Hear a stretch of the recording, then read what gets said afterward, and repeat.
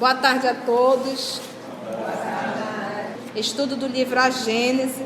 Nós estamos no capítulo 15. Hoje nós vamos estudar o item 16, os 10 leprosos. Esse capítulo estuda os milagres do Evangelho. Kardec está retratando agora só as curas. Como nós acabamos de estudar no Obras Póstumas, que a moral de quem vai curar é algo de fundamental importância, com essa informação que acabamos de obter, nós vamos entender por que Jesus curava tanta rapidez, só no querer dele. E nós estudamos na semana passada que a mulher que sofria daquela hemorragia há mais de 12 anos, Jesus nem direcionou-se a ela. Ela que se direcionou a Jesus, colocando em sua cabeça que bastava tocar nas vestes dele. Fantástico. Então hoje vamos para os 10 leprosos. Nós vamos primeiro, quem quiser acompanhar em outra edição, acompanha. Nós vamos ler aqui o Novo Testamento, a tradução do nosso querido irmão Haroldo Dutra Dias. Bora lá? E aconteceu que, ao partir para Jerusalém, ele passava pelo meio da Samaria e da Galileia. E ao entrar em certa aldeia, era esse que era o termo, não era vila, era aldeias. E a passar em certa aldeia, vieram ao encontro dele 10 varões, 10 homens leprosos, que pararam à distância. Por que eles não se aproximavam? Porque eles não poderiam ter contato com ninguém, porque poderia contaminar, eles tinham essa consciência. Daí eles viverem isolados no vale. Eles levantaram a voz dizendo: Jesus, comandante. Por que comandante? Aí tem um comentário aqui do Haroldo. Comandante, capitão, chefe, superintendente, supervisor. Nesse contexto, a palavra é utilizada em sua acepção técnica do termo náutico, que integra o vasto vocabulário de Lucas a respeito do tema. Porque Lucas era médico e ele trabalhava onde? Nos navios. Então Lucas utilizou o vocabulário dele. Comandante, tem misericórdia de nós. Ao vê-los, disse-lhes: ide e mostrai-vos aos sacerdotes. E sucedeu que, ao saírem, foram purificados. E um deles, vendo que estava curado, retornou glorificando a Deus em alta voz. E prosternou-se, ajoelhou-se aos pés dele, de Jesus, rendendo-lhe graças. Ele era samaritano. Em resposta, disse Jesus: não foram purificados 10? Onde estão os 9? Não se encontrou ninguém que voltasse para dar glória a Deus, senão este estrangeiro, que não era um judeu, então era denominado de estrangeiro, que era um samaritano. E disse Jesus: levanta-te e vai, a tua fé te salvou. Então olha que interessante, eram 10. E antes de curar ele diz, se direcionam e vão até, olha como ele diz aqui, tem misericórdia. Ao vê-lo diz: ide mostrai-vos aos sacerdotes. Antes de curá-lo ele já deu uma ordem. E eles se direcionaram. Nesse movimento de ir aos sacerdotes, eles se curaram. Você imagina, olha o que é a fidelidade e a certeza de que a coisa ia acontecer. É como se de repente você chega leproso, manceniano, todo machucado, e ele diz assim: olha, vai e te apresenta ao sacerdote. Nesse caminho, nesse ir até lá, eles foram curados. Ao chegar lá, estavam curados.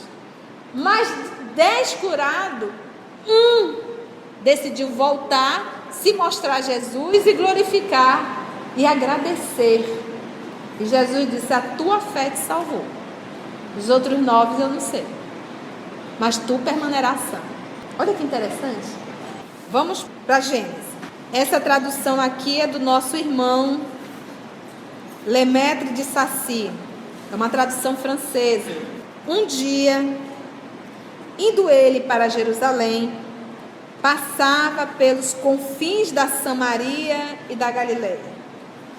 E estando prestes a entrar numa aldeia, 10 leprosos vieram ao seu encontro e, conservando-se afastados, clamaram em altas vozes: Jesus, Senhor nosso, tem piedade de nós. Então você vê aqui uma tradução interpretativa. E o Haroldo fez uma interpretação literária. Então o que ele fez? O texto apresenta qual nome? O texto diz o quê? Comandante. Então ele colocou comandante. Para vocês entenderem o que é uma tradução interpretativa, que foi o que Lembrete de Saci fez aqui, e uma tradução literária, que foi o que Haroldo fez. Ele não fez uma adaptação, entendeste? Uma interpretação do que significava comandante. Ele colocou a palavra comandante e lá embaixo colocou em rodapé o que significaria. E é a linguagem do nosso irmão Lucas, que trabalhou como marinheiro. Ele era médico, ele trabalhava em bordo. Vocês entendem isso agora? Então aqui é uma tradução interpretativa nesse momento. A da Gênesis, que é o de Lembrete de Saci. Jesus, Senhor nosso, tem piedade de nós. Dando com eles, disse-lhe Jesus: Ide mostrar-vos aos sacerdotes. Quando iam nesse movimento, a caminho, ficaram curados. Então não mudou. Só para a gente entender o que é uma tradução literária e o que é uma tradução interpretativa. Tem uma história que já rodou bastante pela internet. O cidadão era um alpinista, frio, muito frio. Ele caiu, perdeu o horário, o tempo, acabou ficando preso. E nesse movimento, já no escuro, de se tentar se locomover, ele acabou caindo. Quando ele caiu, o cinto dele de segurança se engatou em um galho. Mas ele não tinha noção de quantos metros ele estava nesse processo de queda. E aí ele orou, pedindo que Deus o ajudasse, porque estava escuro, um breu. Ele não sabia o que fazer, ele estava despendurado ali. Se ele continuasse, ele ia morrer congelado.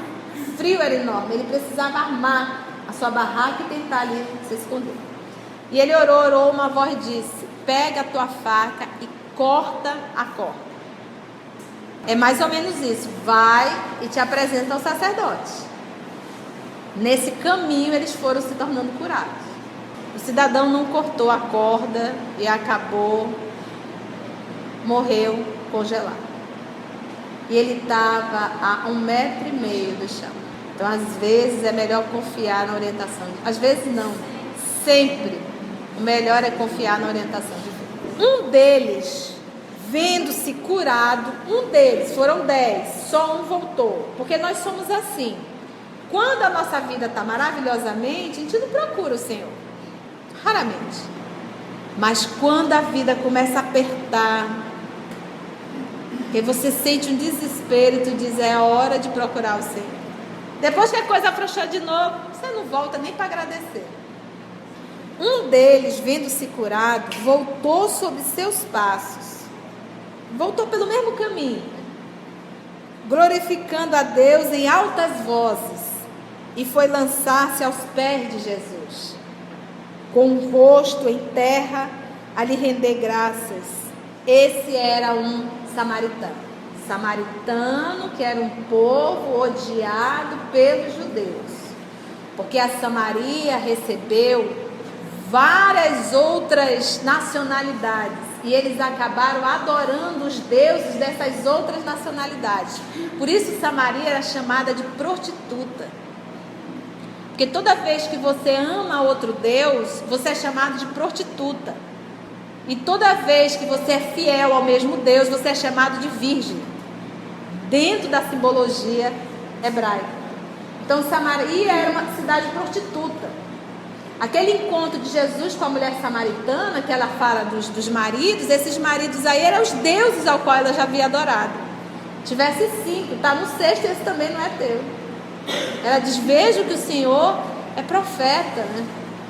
Então os samaritanos eram considerados assim hereges. E justamente esse samaritano voltou para agradecer a Deus. Disse então Jesus: Não foram curados todos 10? Onde estão os outros 9? Nenhum deles houve que voltasse e glorificasse a Deus, a não ser este estrangeiro? E disse a esse: levanta-te, vai, tua fé se salvou. Anotação do nosso irmão Lucas, capítulo 17, versículo de 11 a 19. E aí tem um comentário de Kardec. Os samaritanos eram cismáticos. E aí tem uma anotação, 185. Aquele que se separaram do corpo ou da comunhão de uma religião. Na crença deles, os samaritanos passaram a adorar outros deuses. Daí eles terem sido excluídos. Mais ou menos como os protestantes em relação aos católicos. E desprezado pelos judeus como heréticos. Curando indistintamente judeus e samaritanos, Jesus absolutamente... Quem é você, samaritano? Não, samaritano não vou curar não. Você está adorando outros deuses. Curando indistintamente judeus e samaritanos, Jesus dava ao mesmo tempo uma lição e um exemplo de tolerância. E fazendo ressaltar que só o samaritano voltara para glorificar a Deus, mostrava que havia nele maior soma de verdadeira fé e de reconhecimento do que nos que se diziam ortodoxos. Jesus sempre estava mostrando, por isso que Jesus dizia, sepulcro caiado por fora, mas cheio de podridão por dentro. Então, Jesus sabia que os novos não vieram. Ele fazia a pergunta, como diz Kardec aqui, para ressaltar a lição. Só você veio, mas foram curados 10. Cadê os novos? E Jesus fez questão de dizer, e esse aí é um estrangeiro, viu? Não é nem judeu. Porque os judeus que glorificam tanto a Deus deveriam voltar para agradecer a Deus a cura feita. É um fato, isso não é uma parábola. Não é uma parábola. Quando é uma parábola, ele já inicia contando a história. Entendeu? Era uma vez, não diz era uma vez, né? Mas ele vai contando, você percebe que é uma história. Aqui é um fato realmente ocorrido. Esse aqui, não é uma parábola, é uma realidade. Jesus já estava vindo de... O verso vai dizer que ele estava lá na Galileia, estava em Cafarnaum, estava descendo para... Que a gente não diz descendo, subindo, porque estaria indo para Jerusalém. Nesse passar pela Samaria, que você viu lá teria que passar por Samaria, esses 10 leprosos vieram ao encontro dele. E ele ordenou. Agora vale ressaltar que para aquela época, toda a patologia da derme era considerada ranceniana. E nem tudo era hanseníase. Mas isso não quer dizer que a hanseníase possa agir sobre qualquer uma influência sobre o Cristo. Isso não é obstáculo nenhum. Se tiver que reconstituir, ele reconstitui. Porque quando uma pessoa adquirisse a hanseníase, ela era isolada da sociedade. É como ela estava morta. Ela era cortada. Então, pedir que eles fossem se apresentar ao sacerdote era para mostrar que eles estavam limpos e que poderiam voltar inseridos novamente em sociedade. Era esse o objetivo, entendeu? Os sacerdotes, eles tinham uma função político-religiosa muito grande dentro deles. Não é o templo que salva ninguém. E você vê que isso é uma cultura tão antiga que os judeus e os samaritanos, eles tinham essa disputa. Deus está no Monte Gerazim, na Samaria. Não, Deus não está aí não. Deus está lá no Monte Sião, em Jerusalém. E eles ficavam brigando, diziam o monte de Jerusalém, o monte de Gerazim, de Sião. Então, ou seja, ele diz assim, aonde Deus está? Deus não está nem nesse monte, nem nesse outro. Deus está aqui dentro. Todos os nossos comportamentos, se nós formos avaliar, são milenares. Essa história de estar discutindo religião, de dizer aonde Deus está, isso é milenar. Essa necessidade de fazer oferendas a Deus, você está entendendo? Oferendas materiais, essa necessidade de fazer gestos, ritos, isso é milenar. O objetivo do Espiritismo é trazer a verdade. a verdade, que nos liberta de todos esses apetrechos. Tudo é de ordem moral e espiritual, nada de ordem material. É essa a dificuldade que nós temos. Por isso que nós pegamos a verdade, e como nós não queremos enxergar a verdade, ou não temos maturidade para entender a verdade, nós vamos inventando crendices, enfiando coisas que não tem necessidade dentro de um trabalho. Você vai receber um passe, estalar dedo, passar a mão na pessoa, né? Fazer uma respiração forte. Isso tudo são atos de vaidade. Mostrar que é a criatura encarnada que está realizando um tique-tique-tique. E em verdade é tudo de ordem espiritual.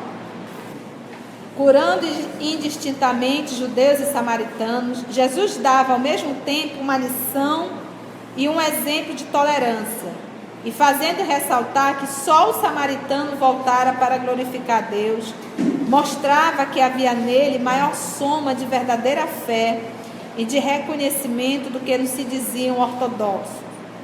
Acrescentando, tua fé te salvou, comenta Kardec, fez ver que Deus considera o que há no fundo do coração e não a forma exterior da adoração.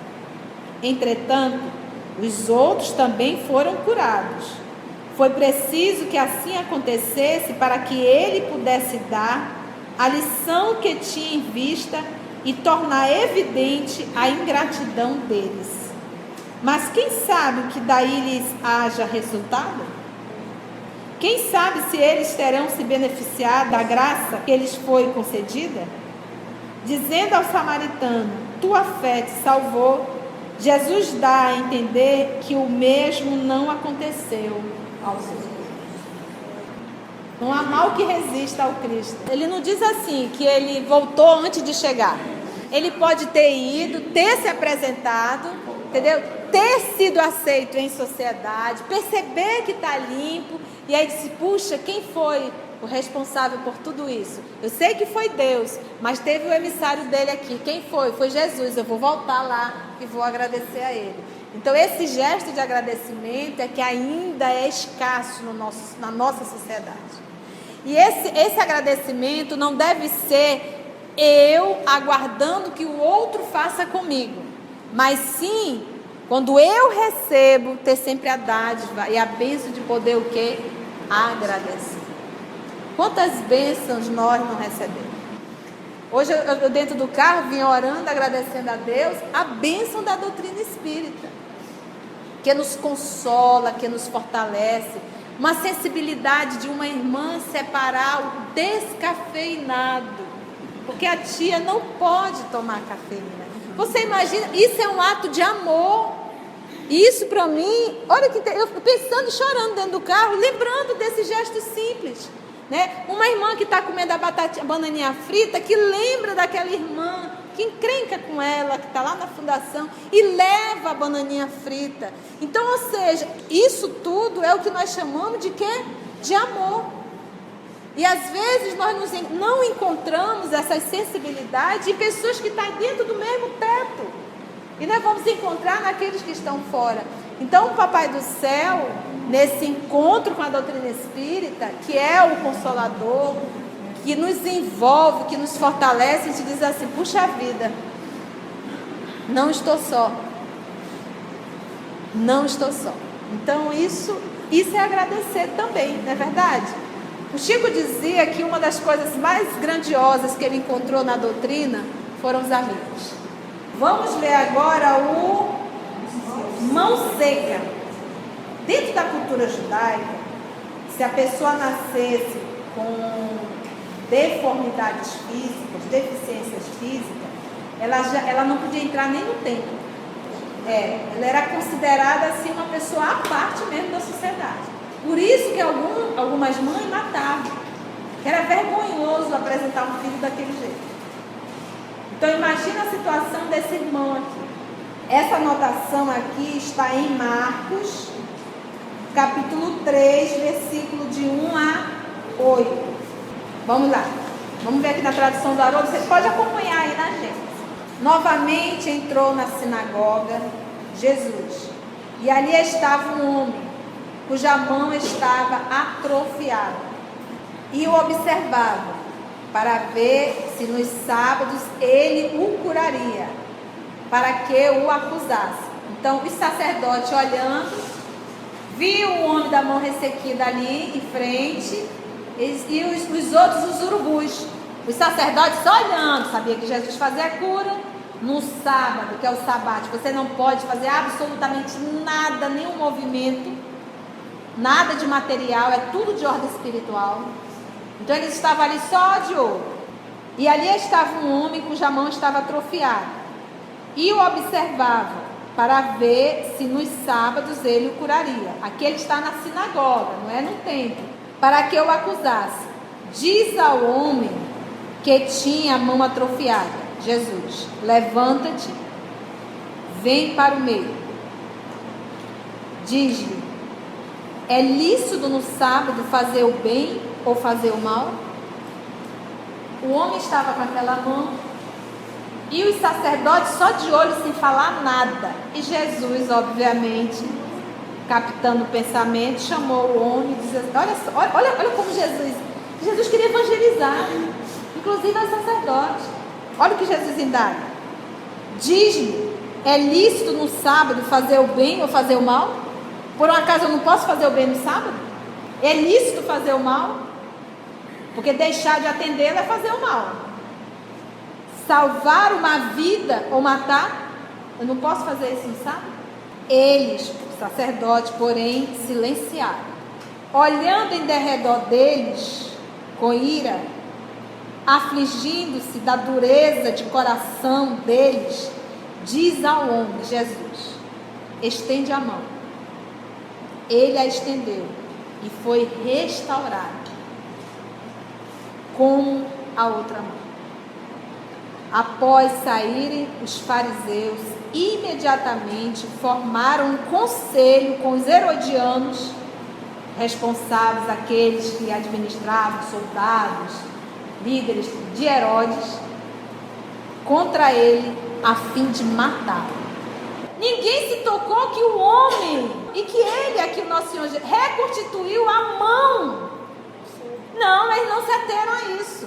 Se prenderam a quê? A reclamar. Mas hoje é dia de sábado, como é que ele cura no sábado? Não é diferente. O povo ali estava reclamando. Nem o coitado que recebeu ajuda se percebeu que ele entrou de cadeira de roda e saiu andando. Ele disse igualzinho a todos. Mal eu entrei, já mandou levantar e sair. Assim somos nós. Eu digo, gente, porque poderia ficar, meu Deus, olha a mão desse homem, era ressequida. Ele conseguiu restaurar a mão todinha. Esse homem deve ser um enviado de Deus. Não. Isso aí é só um detalhe. O problema foi que ele fez isso. Nossa querida irmã, Madre Teresa. Quando na discussão, na briga, bateram no convento. Pelo amor de Deus, abre, vão me matar. Ela abriu o convento, colocou o cidadão, aquela rixa que tinha ali na Índia, né? E aí ela colocou para dentro, fez o tratamento, fez todo o processo. Depois que se acalmou, libertou o homem. Madre Superiora chamou: a senhora colocou em risco a vida de todos nós. A senhora não poderia ter feito isso. A senhora está proibida. Ela disse: se baterem novamente, eu abro. Obviamente ela teve que ser, ela saiu.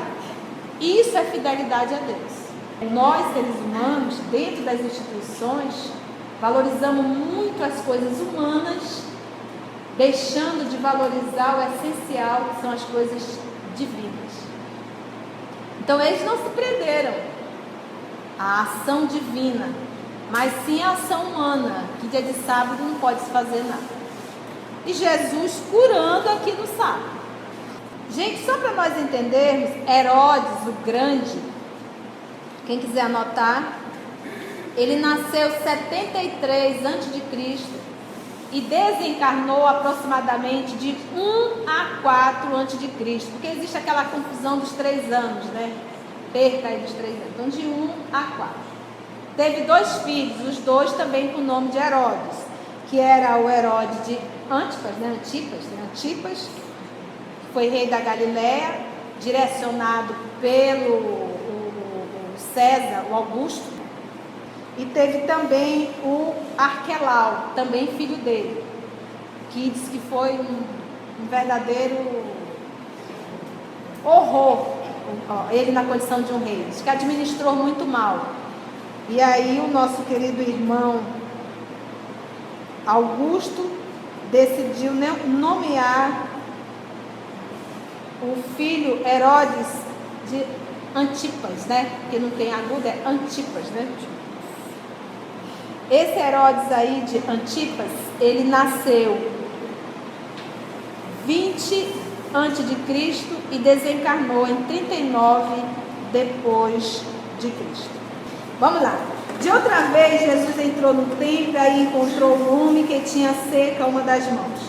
E eles o observavam para ver se ele... Você vê, aqui ele coloca templo, né? O Haroldo coloca sinagoga.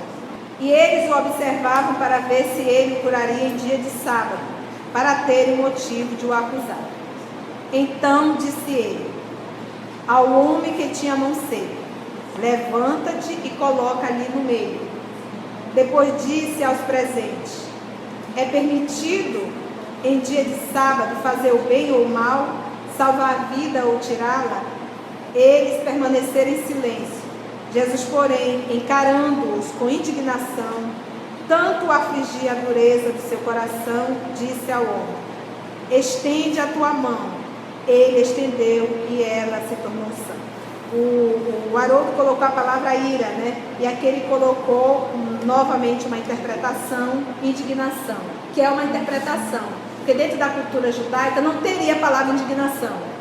Ali realmente ele ficou com muita raiva, porque não existe pouca raiva e muita raiva. Então, dentro da cultura dele. Mas isso não quer dizer, quando fala em ira, é o mesmo conceito que nós temos de ira. Vamos para o Marcos novamente? 3, de 1 a 8. E Jesus com seus discípulos retirou-se para o mar, e seguiam uma numerosa multidão da Galileia e da Judéia, de Jerusalém, da Idumeia, do outro lado do Jordão, ao redor de Tiro e Sidom, que aí nós mostramos aqui as imagens. Uma numerosa multidão, ouvindo quantas coisas fazia, veio até ele e disse aos seus discípulos que mantivessem um barquinho para ele, por causa da turba, para que não o comprimisse. Pois curou muitos de modo a caírem sobre ele, para que o tocasse, quantos tinham flagelos. E os espíritos impuros, assim que o contemplavam, precipitavam-se sobre ele e gritavam, dizendo: tu és o Filho de Deus. E advertiu-os muito para que não tornassem público. Logo os fariseus saíram e se reuniram contra ele em um conciliário com os herodianos, sobre o meio de o perderem. Mas Jesus se retirou com seus discípulos para o mar, acompanhando grande multidão da Galileia e da Judéia, de Jerusalém, da Idumeia e de além do Jordão. E os das cercanias de Tiro e de Sidom, tendo ouvido falar das coisas que ele fazia, vieram em grande número ao seu encontro. É aquele que não colocou a citação dos espíritos envolvidos nas pessoas, dizendo: ele é filho de Deus. E Jesus diz: cala-te. Então agradecemos ao nosso Senhor Jesus por mais essa atividade. Até o nosso próximo encontro.